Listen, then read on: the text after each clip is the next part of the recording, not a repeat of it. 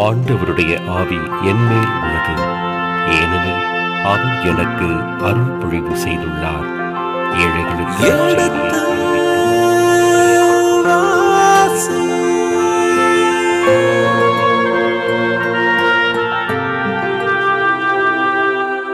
எடுத்து வாசி.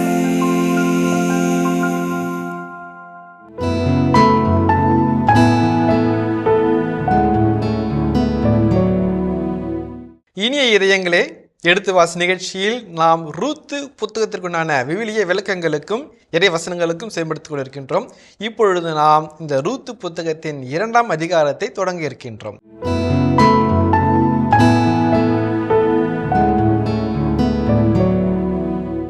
உங்கள் சார்பாக தந்தையவர்களுக்கு வணக்கம் சொல்லி நிகழ்ச்சியை தொடங்குவோம். வணக்கம் தந்தையவர்களே. தந்தையே, எனக்கு நீங்கள் முதல் அதிகாரத்திலே மிகவும் அழகாக சிறப்பாக இருப்பதை போன்று சொல்லியிருக்கிறீர்கள்.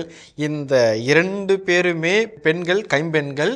இனி அவர்களுக்கு அடுத்த கடவுள் சொல்லியிருக்கார் அல்லவா, உன் இனம் பெருகும் என்று சொல்லி அபிரகாமுக்கு சொல்லியிருக்கிறார். இந்த அபிரகாமுக்கு சொல்லிய வாக்கு இப்பொழுது கைம்பெண்களாக இவர்களுக்கு எப்படி பொருந்தும் என்ற ஒரு கேள்வி இருக்கின்றது. அதே போன்று இந்த கடவுள், யாவே கடவுள், இந்த கைம்பெண்களின் கடவுள் என்று அழைக்கப்படுகின்றாரே, அவர் எப்படி இவர்களுக்கு உணவளிக்க இருக்கின்றார், எப்படி இவர்களுக்கு பாதுகாப்பளிக்க இருக்கின்றார், யார் இவர்களுக்கு வர இருக்கின்றார் என்ற கேள்விகள் எல்லாம் எனக்கும் சரி மக்களுக்கும் சரி இருக்கின்றது. ஏனென்றால் ஒரு வாக்கு, ஒரு ஆசீர்வாதம் கொடுக்கப்பட்டது, அது கொடுக்கப்பட்டு விட்டது. ஆனால் நிறைவேறும் சூழ்நிலை கண்களுக்கு முற்றிலும் தெரியவே இல்லையே. இந்த சூழ்நிலை எப்படி சாத்தியமாகும், கொடுத்த வாக்கு எப்படி நிறைவேறும் என்ற ஒரு கேள்வி எனக்குள் இருக்கின்றது. தந்தையவர்களே, ரொம்ப அருமையான ஒரு கேள்வி, ஒரு எதிர்பார்ப்பு நிறைந்த கேள்விகள். நீங்கள் கேட்டது எல்லாமே ஒரு எதிர்பார்ப்பு நிறைந்த ஒரு கேள்விகள்.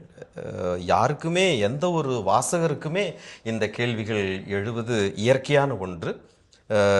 நமக்கு முன்பாக 2 கைம்பெண்கள் இருக்கிறார்கள். எப்படி குலம், அவர்களுடைய குடும்பம் நீடிக்கப் போகிறது, அதனுடைய நீட்சி, பராமரிப்பு, பாதுகாப்பு, யாவே கடவுள் எப்படி எளியோருக்கும் வறியோருக்கும் அந்நியவருக்கும் கடவுளாக அவர் எப்படி பாதுகாப்பு அளிக்கப் போகின்றார் என்றதை இந்த 2வது அதிகாரத்தில் நாம் சிறிதாக நாம் பார்ப்போம். கண்டிப்பாக இந்த கேள்விகளுக்கு நாம் இந்த இறை வார்த்தையினுடைய வெளிச்சத்தில் கண்டிப்பாக நமக்கு விடை கிடைக்கும். ஏன்னு சொன்னால், இந்த முன்னுரையில் பார்த்தது போலவே கடவுள் தனது வாக்குறுதிகளை நிறைவேற்றுவதிலேயே பலவிதமான தடங்கல்கள் இருக்கிறது. ஆபிரகாமுக்கு கடவுள் உனது சந்ததியை வானத்து விண்மீன்களைப் போல பெருக செய்வேன், கடல் மணலை போல பெருக செய்வேன், எண்ணிக்கை இல்லாத அளவுக்கு அப்படின்லாம் சொல்லி வாக்கு கொடுக்கின்றார். ஆனால் சாரா மற்றும் ரெபேக்கா இந்த மாதிரி பெண்கள் எல்லாம் மலடிகளாக இருக்கிறார்கள். எப்படி கடவுள் தனது வாக்குறுதியை நிறைவு செய்ய முடியும், எப்படி அவர்களுடைய குலம் தழைக்கும் என்றெல்லாம். ஆனால் அற்புதமாக கடவுளால் இயலாதது ஒன்றுமில்லை. இயற்கைக்கு அப்பாற்பட்ட முறையில் கடவுள் அற்புதமாய் செயல்பட்டு வல்ல அந்த கடவுள் தனது வாக்குறுதியை நிறைவேற்றுவதை நாம் பார்க்கலாம். அப்படி இந்த புத்தகத்திலும் நாம் நிறைவேறுவதை நிச்சயம் நாம் பார்க்க போகிறோம். புரியுதுங்களா? எனவே இங்கே நாம் பார்க்குறோம், 2வது அதிகாரத்தில் ஒரு முக்கியமான ஒரு கதாபாத்திரத்தை ஆசிரியர் அறிமுகம் செய்கின்றார்.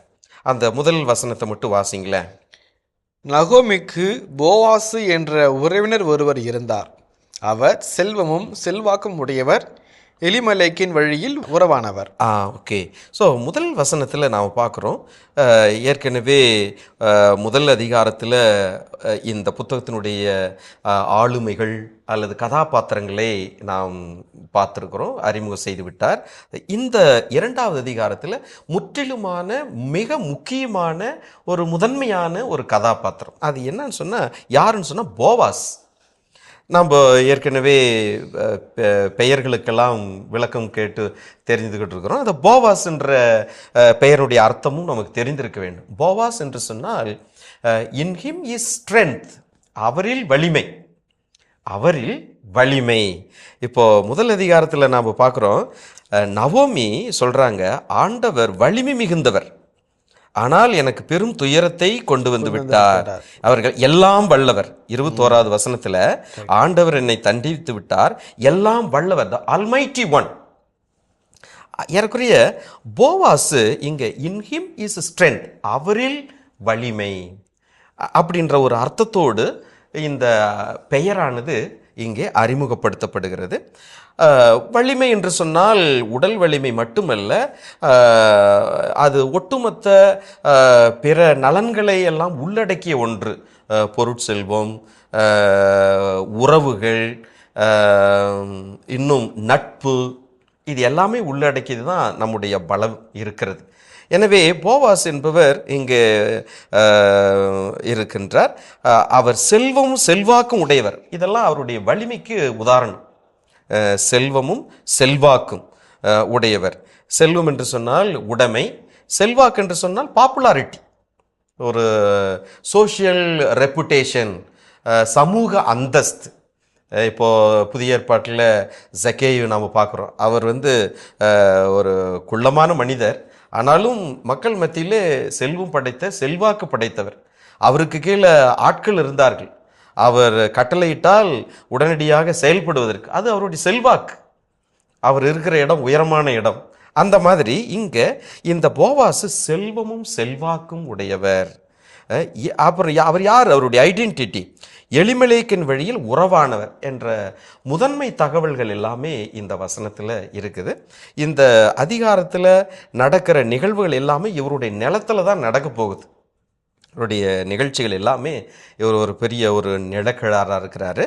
ஸோ இங்கே நடக்க போகிற நிகழ்ச்சிகள் அனைத்துமே இவருடைய வயல்வெளி, ஓப்பன் ஃபீல்டு, ஹார்வெஸ்டிங் ஃபீல்டு, வார்கோதுமை அறுவடை காலம் இல்லைங்களா. எனவே அந்த இடத்துல தான் நடக்க போகிறது.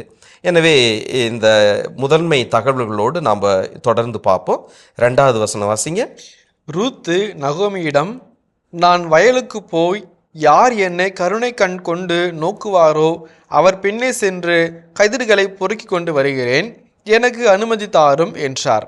அவரும் போய் வா மகளே என்றார். 2வது வசனம் மறுபடியும் அந்த ரூத்து எப்படி ஒரு தன்மையோடு பணிவோடு தனது மாமியிடம் சென்று அனுமதி கேட்கிறார்.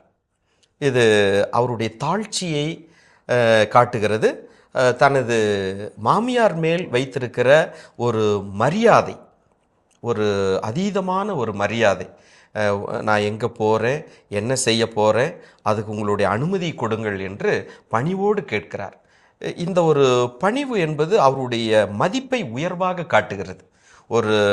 ஒரு என்ன சொல்கிறது, ஒரு நல்ல ஒரு முதிர்ச்சியான ஒரு மனநிலை, ஒரு முதிர்ச்சியான மனநிலை. சில சமயத்தில் நாம் போய் மற்றவங்ககிட்ட நிற்கும்போது அதை ஒரு இழிவாகவோ அல்லது நமது ஒரு ஈகோ பிரச்சனையெல்லாம் நாம் பார்க்குறோம். நாம் போய் அவர்கிட்ட சொல்லணுமா, இதை சொல்லணுமா, இதெல்லாம் கேட்கணுமா அப்படின்னு சொல்லி. ஆனால் இந்த இடத்துல இவர் பணிவோடு சென்று அணுகுவது நமக்கு நல்ல ஒரு முன் உதாரணமாக இருக்கிறது. அவருடைய அந்தஸ்தை உயர்த்தி காட்டுகிறது. எனவே அவங்க சொல்கிறாங்க, நான் வயலுக்கு போய் யார் என்னை கருணை கண் கொண்டு நோக்குவாரோ அவர் பின்னே சென்று கதிர்களை பொறுக்கி கொண்டு வருகிறேன். இந்த கருணை கண் கொண்டு அப்படின்றது மிக முக்கியமான ஒரு வாக்கிய அமைப்பு. ஏன்னு சொன்னால் கடவுள் தான் கருணை கண் கொண்டு பார்க்கணும். அது முதல் அதிகாரத்திலேயே நாம் பார்த்தோம் இல்லைங்களா. 6வது வசனத்தில் வாசிங்க. நகோமியின் சொந்த நாட்டில் ஆண்டவர் தம் மக்களை கருணையுடன் கண்ணோக்கி. கருணையோடு கண்ணோக்கி. அதே மாதிரி இங்கே இந்த வேற்று இனப்பெண், ஒரு அந்நிய பெண், இன்னொரு இடத்துல அவர்கள் இருக்கிறார்கள், தஞ்சம் புகுந்திருக்கிறார்கள், வாழ்வதற்காக மாமியோடு அவர்கள் இருக்கிறார்கள். எனவே அவர்கள் தேடுவதெல்லாம் கருணை. எனவே அவர் சொல்கிறாங்க, நான் வயலுக்கு போய் யார் என்னை கருணை கண் கொண்டு நோக்குவாரோ அவர் பின்னே சென்று கதிர்களை பொறுக்கி கொண்டு வருகிறேன் என்று அவர்கள் அனுமதி கேட்கிறார்கள். இதுக்கு நம்ம உடனே அவங்க சொல்கிறாங்க, எனக்கு அனுமதி தாரும் என்றார். அவரும் போய் வா மகளே. நம்ம ஏற்கனவே முதல் அதிகாரத்தில் நான் பார்த்தோம், தாய் மகள் என்ற அந்த ஒரு உறவு நிலையில் தான் இவர்கள் பரஸ்பரம் பாராட்டுகிறார்கள். இவர்களுடைய உறவு முறை, பயன்படுத்துகிற வார்த்தைகள். எனவே அது அந்த ஒரு ஐக்கியம், ஒரு ஆழங்காண முடியாத ஒரு ஒன்றிப்பு நீட்சியாக, ஒரு தொடர்ச்சியாக எடுத்து செல்லப்படுகிறது. எனவே போய் வா மகளே என்றார். எனவே தாராள உள்ளத்தோடு அவர் அனுமதி கொடுக்கின்றார். இந்த அனுமதி அந்த நகோமி ரூத் மேல் வைத்திருக்கிற நம்பிக்கையை வெளிப்படுத்துகிறது. இவங்களை அனுப்பலாம் தைரியமா அப்படின்ற ஒரு நம்பிக்கையின் பேரில் தனியாக அனுப்புகிறார். எனவே இதுவரை மாமியாவோடு ஒன்றிணைந்து சேர்ந்திருந்த இவர் இனி வாழ்வாதாரத்துக்காக தனியாக போய் தான் ஆகணும், ஏதாவது வேலை செஞ்சு தான் ஆகணும், பொருள் ஈட்டி தான் ஆக வேண்டும், இல்லை என்றால் சாப்பிட முடியாது, உணவு நமக்கு மிக முதன்மையான தேவையாக இருக்கிறது என்று சொல்லி அவர் உணவுக்காக வெளியிலே செல்லுகின்றார். ஒரு நல்ல ஒரு தாயை காப்பாற்ற வேண்டும் என்பதற்காக உழைப்பதற்காக போகின்றார். 3வது வசனம் வாசிங்க.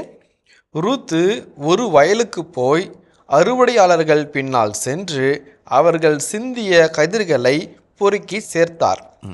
தற்செயலாக அவர் போயிருந்த அந்த வயல் எலிமெலேக்குக்கு உறவினரான போவாசுக்கு உரித்ததாய் இருந்தது. ஓகே, இதில் பாருங்க, ரூத்து ஒரு வயலுக்கு போய் அறுவடையாளர்கள் பின்னால் சென்று அவர்கள் சிந்திய கதிர்களை பொறுக்கி சேர்த்தார். அவர்கள் சிந்திய கதிர்களை பொறுக்கி சேர்த்தார். அதாவது என்னன்னா, இஸ்ராயல் மக்களுக்கு ஒரு கட்டளை, ஒரு இன்ஸ்ட்ரக்ஷன் என்னன்னா, நாம் கதிர் அறுவடை செய்கின்ற பொழுதோ, திராட்சை பழங்களை அறுவடை செய்கின்ற பொழுதோ கீழே சிந்துகிற அந்த தானிய கதிர்கள், தானியங்களை நாம் அந்நியருக்கும் எளியவர்களுக்கும் வறியோர்களுக்கும் விட்டுவிட வேண்டும். அதே போல் திராட்சை பழங்களை நாம் அறுவடை செய்கின்ற பொழுது கீழே சிந்துகிற அந்த பழங்களை ஏழைகள், எளியவர், வறியோர், அந்நியர்கள் இவர்களுக்கு விட்டுவிட வேண்டும் என்பது ஒரு சட்டம். அதை லேவியர் 19:9-10 நாம் வாசிக்கிறோம். அதை எடுத்து கொஞ்சம் வாசிங்க பார்க்கலாம். உங்கள் நாட்டில் நீங்கள் பயிரிட்டதை அறுவடை செய்யும் போது வரப்பு ஓர கதிரை அறுக்க வேண்டாம், சிந்தி கிடக்கும் கதிரையும் பொறுக்க வேண்டாம், திராட்சை தோட்டத்தில் பின்னறுப்பு வேண்டாம், சிந்தி கிடக்கும் பழங்களை பொறுக்க வேண்டாம், அவற்றை எளியோருக்கும் அந்நியருக்கும் விட்டுவிட வேண்டும், நானே உங்கள் ஆண்டவராகிய கடவுள். பாருங்க, வரப்போரம் விழுகிற கதிர்கள், கீழே சிந்துகிற தானியங்கள், இதெல்லாம் விட்டுவிட வேண்டும். இப்போ கூட நாம் அதெல்லாம் பார்க்கலாம். வயலில் அறுவடை செய்கின்ற பொழுது இந்த எலி பொந்துகள்லாம் இருக்கும். நெற்கதிர்களை எல்லாம் அந்த எலிகள் என்ன செய்யும், கொண்டுட்டு போய் தனது அந்த வலையில் வைத்திருக்கும். நாம் அறுவடை செய்த பிற்பாடு அதுக்கென்று ஒரு சில ஏழை எளிய மக்கள் வருவார்கள். இந்த எலி வலை எங்கே இருக்கிறதோ அதை தோண்டுவார்கள். அதை தோண்டி அதில் இருக்கிற கொஞ்சம் நெஞ்சம் கதிர்கள் எல்லாம் அவர்கள் சேகரித்து போவதை இன்றைக்கும் நம்ம கண்கூடாக பார்க்கலாம். நம்முடைய கலாச்சாரத்திலும் அது இருக்கிறது. அது ஏழைகளுக்கும் எளியோருக்கும் அந்நியருக்கும் அதை விட்டுவிடுங்கள். இது நாம் அவர்கள் மேல் காட்டு இருக்கிற ஒரு பரிவு, ஒரு தியாகம். அதை நாம் தடை செய்யக்கூடாது என்பது ஏற்கனவே இஸ்ராயல் மக்களுக்கு இறைவன் கொடுத்திருக்கிற ஒரு கட்டளை. எனவே அதனுடைய அடிப்படையில் இந்த எளியவர், வறியவர், கைம்பெண் தனது வாழ்வாதாரத்துக்காக அவர் யார் என்னை கருணை கண் கொண்டு நோக்குவார்களோ அவர்கள் பின்னால் நான் போகிறேன், வேற எங்கேயும் நான் போகலை அப்படின்ற ஒரு தெளிந்த மனநிலையோடு அவர்கள் வருகிறார்கள். எனவே அந்த ஒரு பின்புலத்தில் இவர்களுக்கு அனுமதி கிடைக்கிறது. இஸ்ராயல் மக்கள் யாரும் அந்த தோட்டத்தில் இவரை தடை செய்யவில்லை, விட்டுவிடுகிறார். ஏனென்றால் சட்டம் அதை சொல்லுகிறது, அனுமதிக்கிறது. அடுத்தது பாருங்க, தற்செயலாக அப்படின்றது ஒரு வார்த்தை இங்கே போடப்பட்டிருக்கிறது. அது மிக முக்கியமானது. அவர் போயிருந்த அந்த வயல் எலிமெலேக்கிற்கு உறவினரான போவாசுக்கு உரியதாக இருந்தது. எப்படி போவாசையும் ரூத்தையும் இங்கே இந்த ஆசிரியர் நெருக்கமாக அருகருகே கொண்டு வருகிறார் என்பதற்கு ஒரு இலக்கிய யுக்தி இது. தற்செயலாக, அது ஏன் முக்கியமானது அப்படின்னு சொன்னால், அது ஒரு இலக்கிய யுக்தியாக தான் நான் பார்க்கிறேன். லூக்கா நற்செய்தி 5வது அதிகாரம், அங்கே ஒரு நிகழ்ச்சி நாம் பார்க்கலாம். லூக்கா நற்செய்தி 5வது அதிகாரம் 1 முதல் 11 வசனங்களில் நாம் பார்த்தோம்னா, அங்கே ஒரு அழகான ஒரு காட்சி இருக்கிறது. கெனசரேத் ஏரிக்கரை காட்சி. அங்கே 5வது அதிகாரம் 1 வாசிங்க பார்க்கலாம். ஒரு நாள் அவர் கெனசரேத்து ஏரிக்கரையில் நின்று கொண்டிருந்தார். திரளான மக்கள் இறை வார்த்தையை கேட்பதற்கு அவரை நெருக்கி கொண்டிருந்தனர். அப்பொழுது ஏரிக்கரையில் 2 படகுகள் நிற்க கண்டார். மீனவர் படகை விட்டு இறங்கி வலைகளை அலசி கொண்டிருந்தனர். ஓகே, இங்கே பார்க்குறோம், அது ஒரு ஏரிக்கரை காட்சி. எங்கே தண்ணீர் இருக்கிறதோ அங்கே மக்கள் இருப்பார்கள். ஏனென்றால் தண்ணீர் என்பது ஒரு வாழ்வாதாரம். அங்கே மீன்களை பிடிப்பது, வலைகளை அலசுவது, சரி செய்வது, இப்படியெல்லாம் இருக்கிறார்கள். அங்கே ஆண்டவர் இயேசு இருக்கிறார். அவருடைய வார்த்தை கேட்பதற்காக ஒருவர் இடித்து முந்தியடித்து கொண்டு நெருக்கி கொண்டு இருந்தார்கள் என்று தொடங்குகிறது. அது தொடர்ந்து பார்க்கும்போது 2 படகுகள் இருந்தது என்று இருக்கிறது. அந்த படகுகளே ஒன்றிலே ஆண்டவர் இயேசு ஏறிக்கொள்கிறார். அதுக்கு பின்னாடி தான் அந்த படகு பேதுருடையது என்று சொல்லப்பட்டிருக்கிறது. எப்படி பேதுருவையும் இயேசுவையும் இங்கே ஒன்றாக நெருக்கமாக இங்கே லூக்கா கொண்டு வருகிறாரோ, அதை போல தற்செயலாக 2 படகு இருக்குது, அதில் ஒன்றில் ஆண்டவர் இயேசு ஏறுகிறார். அதுக்கு பின்னாடி தான் சொல்லப்படுகிறது அது பேதுருடைய படகு என்று. அந்த மாதிரி இங்கே நிறைய வயல்கள் இருந்திருக்கலாம். ஆனால் இந்த பெண்மணி தற்செயலாக அதே சமயத்தில் சரியாக போவாசனுடைய நிலத்திற்கு வருகிறார். அங்கே போவாசு வலிமை மிகுந்தவர். In him is a strength. இவர் தான் எதிர்காலத்தில் இந்த பெண்மணிக்கு ஆதரவாக இருக்க போகிறவர், உணவு கொடுப்பவர், பாதுகாப்பு கொடுப்பவர் என்பதை முன்னதாகவே இங்கே சொல்லப்படுகிறது. எனவே தற்செயலாக இங்கே அவர் போயிருக்கிறார். அவர் மறுபடியும் அந்த போவாசி யார் என்பதை இங்கே 2வது முறையாக சொல்லப்படுகிறது. ஏன்னு சொன்னால் 2:1 நாம் பார்த்தோம், அவர் எலிமெலேக்கின் வழியில் உறவானவர். அதே போல் இங்கே பாருங்களேன், எலிமெலேக்கிற்கு உறவினரானவர் 2வது முறையாக. ஏன்னா அது உறுதிப்படுத்தப்படுகிறது இந்த போவாஸ்ன்றவர் யாரு, ஏன்னா அவருடைய கடமை பொறுப்பு இருக்குது. எனவே சிறிது சிறிதாக இந்த புத்தகத்தினுடைய ஆசிரியர் இங்கே அந்த போவாசை பற்றிய தகவல்களை சிறிது சிறிதாக நமக்கு கொடுக்கின்றார். உறவினரான போவாசுக்கு உரியதாக இருந்தது அந்த நிலம். சரிங்களா? இப்போ வயல்வெளி காட்சி தொடர்கிறது. ஒரு சின்ன ஒரு எனக்கு ஏற்பட்ட ஒரு தெளிவு சாமி, வேற ஒன்றும் இல்லை. இந்த ரூத்து மோவாபு நாட்டு பெண். இந்த நாட்டினுடைய கலாச்சாரமோ பண்பாடோ இதுவரை அறியவில்லை.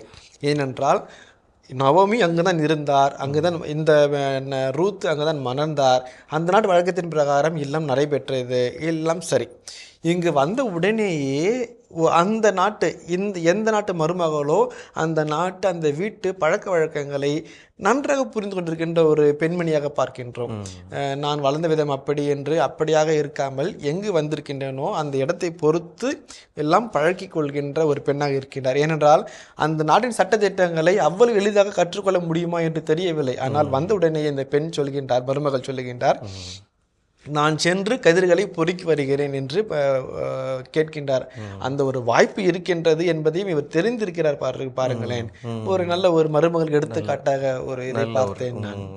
அப்போது உண்மையான நல்ல ஒரு அப்சர்வேஷன், உங்களுடைய அப்சர்வேஷன். வந்திருக்கிற அந்த புதிய பெண், புதிய கலாச்சாரம், புதிய வாழ்க்கை சூழல், இந்த ஒரு சூழ்நிலையில் அங்கே இருக்கிற அந்த பண்பாட்டை தெரிந்து கொண்டு அனுமதி கேட்பது ஒரு சிறப்பான ஒன்றாகத்தான் நமக்கு தெரிகிறது. அவங்களுக்குன்னு நிலம் கிடையாது, ஆண்களுடைய ஆதரவு கிடையாது. எனவே இந்த ஏழைகளுக்கும் எளியோருக்கும் வறியோருக்கும் இந்த ஒரே ஒரு ப்ரொவிஷன் இருக்குது, அதை நான் பயன்படுத்தி கொள்கிறேன் அப்படின்னு தெரிந்து அறிந்து அவர்கள் செல்வது மிக ஒரு சிறப்பான ஒரு குணமாக இருக்கின்றது. Thank you father. தேங்க்யூ சாமி. அதனுடைய அடுத்தது இந்த போவாசி எப்படி என்கவுண்டர், அதாவது ரூத் சந்திக்கிறார் என்பதை நாம் தொடர்ந்து பார்ப்போம். இப்போது இந்த ஆசிரியர் ரூத்தையும் போவாசையும் ஏறக்குறைய பக்கத்துக்கு கொண்டுட்டு வந்து நிறுத்துகின்றார். இனி எப்படி ஒருவரோடு ஒருவர் அறிமுகமாகிறார்கள் என்பதை அடுத்த பகுதியிலிருந்து நாம் பார்க்குறோம். 4வது வசனம் கொஞ்சம் வாசிங்க. சிறிது நேரம் கழித்து போவாசு பெத்லகேமில் இருந்து அங்கு வந்து சேர்ந்தார். அவர் அறுவடையாளர்களை நோக்கி, ஆண்டவர் உங்களோடு இருப்பாராக என்றார். அவர்களும், ஆண்டவர் உமக்கு ஆசி வழங்குவாராக என்றார்கள். ஓகே. ஸோ இங்கே இந்த புத்தகத்தினுடைய ஆசிரியனுடைய இலக்கிய யுக்தி கையாளுகிற திறனை நாம் பார்க்கின்றோம். போவாசை காட்சிக்கு கொண்டு வருகின்றார். சிறிது நேரம் கழித்து போவாசு பெத்லகேமிலிருந்து அங்கு வந்து சேர்ந்தார். பெத்லகேம் அப்பத்தின் வீடு, ஹவுஸ் ஆஃப் பிரெட், உணவு நிறைவாக கொடுக்கக்கூடிய அடையாளத்தோடு இருக்கின்ற ஒன்று. எனவே இந்த போவாசு வலிமை மிகுந்தவர். அந்த இடத்திலிருந்து அங்கே வந்து சேர்ந்தார். அறுவடையாளர்களை நோக்கி வாழ்த்துகிறார். சமாதானம், அமைதி உண்டாகட்டும் என்ற அந்த ஒரு பின்புலத்தில் ஆண்டவர் உங்களோடு இருப்பாராக. இது அவர்களுடைய மிக முக்கியமான ஒரு வாழ்த்து மொழி. இனிய இதயங்களே, எடுத்து வாசி நிகழ்ச்சியில் ரூத்து புத்தகத்திற்குண்டான அதிகாரங்களுக்குண்டான விவிலிய விளக்கங்களுக்கு செவிமடுத்துக் கொண்டிருக்கின்றோம். இதன் தொடர்ச்சியை மீண்டும் அடுத்த பகுதியில் பார்ப்போம். அதுவரை இணைந்திருங்கள். இயேசுவுக்கே புகழ், இயேசுவுக்கே நன்றி, மரியே வாழ்க. ரூத்துக்கு போவாசு யாருன்னு தெரியாது. ஆனால் இந்த தகவல்களை இந்த சூப்பர்வைசர் சொல்லுவதின் வழியாக போவாசு ரூத் யார் என்பதை கண்டுபிடிக்க அவருக்கு வாய்ப்பு இருக்கிறது. உணவு உண்டாரா, தண்ணீர் பருகினாரா, அதெல்லாம் எதுவுமே குறிப்பிடவில்லை. ஓய்வின்றி வேலை செய்தார். இப்போதுதான் அவள் பந்தல் நிலையில் சற்று ஓய்வெடுத்து கொண்டிருக்கிறாள். இப்போதான். அப்போ அந்த ஓய்வெடுத்து கொண்டிருந்த அந்த சமயத்தில் போவாஸ் அவரை பார்த்திருக்கலாம். யார் அந்த பெண் அப்படின்ற அந்த ஒரு கேள்விக்கு, யார் வீட்டு பெண், அவங்க விசாரிப்பதற்கு.